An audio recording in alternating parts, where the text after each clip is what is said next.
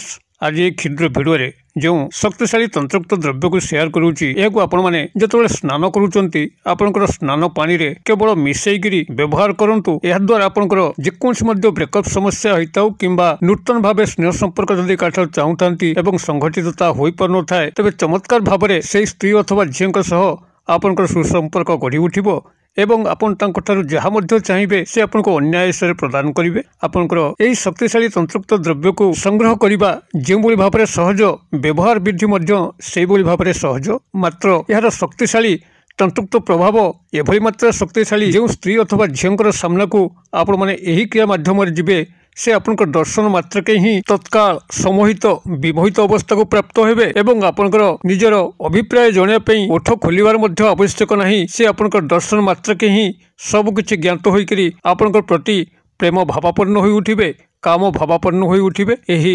शक्तिशाली तंत्रोक्त द्रव्यर ये जो मोहिनी प्रयोग ये क्षुद्र भिडियो माध्यम मु आपण मानकर कल्याणार्थ शेयर करुच्ची। भिडियोटी को शेष पर्यंत देखंतु। चैनल को प्रथम बार आसुले यही कंटेंट रुचि रोते चैनल कड़े थिबा लाल कलर सब्सक्राइब बटन क्लिक करी बेल आइकन क्लिक करी और ऑल नोटिफिकेशन पर क्लिक करी चैनल टी को सब्सक्राइब कर दिंतु जेभली कि आम जिते आपण सेवार यही तंत्रमंत्र भिडियो अपलोड करूँ ता सर्वप्रथम नोटिफिकेशन आपण पाखे पहुँचो एवं से सबको आपण मैंने सर्वदूर देखिकी किसी ज्ञान आहरण करेंगे। तेज फ्रेंड्स एवं नजर पकड़ा शक्तिशाली तंत्रोक्त द्रव्य जहाँ कि आपण मैंने निजर स्नान पानी रे पकईकरी जितेबाला आपण मैंने स्नान करुँच सेतबे आपण कौन स्त्री अथवा झील को निमिषक आपण प्रति आकर्षित करें एवं समस्त वशीकरण संभव हो पार। एथि आपण को विशेष कौन तंत्र मंत्र आयोजन कर आवश्यक नहीं मंत्रोक्त उच्चारण आवश्यक नहीं केवल सामान्य विधि मते एक केतोटी द्रव्य को आपण मैंने प्राथमिक भाव में संग्रह करूँ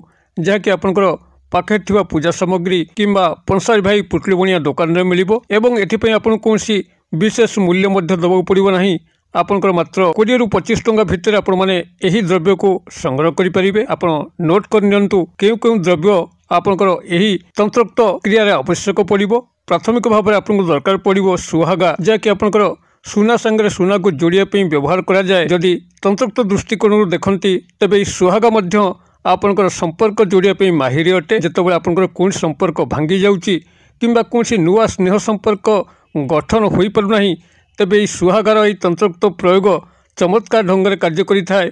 आपंकर भांगी जाइथिबा प्रेम संपर्क जो भाव में गढ़ी देता से भाव में नूतन भाव में स्नेह संपर्क को गढ़ी देता। तेबे यही सुहागा को आपण मैंने 50 ग्राम से संग्रह करेंगे। यार परवर्ती दिन आपन को आवश्यक पड़ो ता होची केतकीर जल। जदि केतकीर जल आपण मैंने निजर पाखे थिबा पूजा सामग्री बा पुटली बनिया दुकान न पाती तेबे केतकीर अतर आपण से संग्रह करेंगे। केतकीर अतर आपण मैंने 10 टंका विनिमय पाइपर किंबा आपंकर केतकीर जल ताठारु कम मूल्य पाइपर। यार परवर्ती आपको संग्रह करने पड़ो 5 ग्राम भीमसेनी कर्पूर जहाँकि से पूजा सामग्री दुकान में मिलिबो। ये आपंकर तृतीय। चतुर्थ आपको जोगाड़ करने पड़ो गोलाप जल जहाँकि से पूजा सामग्री दुकान में अच्छी। एवं पंचम हूँ आपंकर हलदीर पाउडर जहाँकि अत्यंत सहजरे कौन तेजरात दुकान मैंने संग्रह करेंगे। आपड़ ये 5टी जिनस को प्राथमिक भाव में संग्रह कर सारापर जेकोसी मंगलवार किंबा शनिवार आपंकर पूजा घरे बसिकी आपंकर ए समस्त द्रव्य को भल भाव में मिसई नियंतु अर्थात